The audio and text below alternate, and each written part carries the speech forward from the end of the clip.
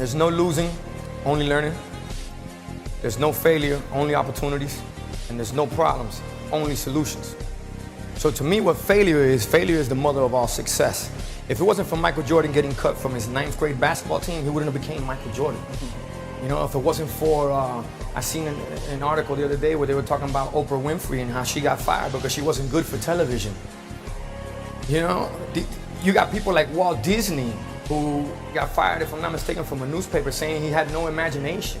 All they can do is learn and come back bigger, better, stronger, because all it's gonna do is lead you in the right direction.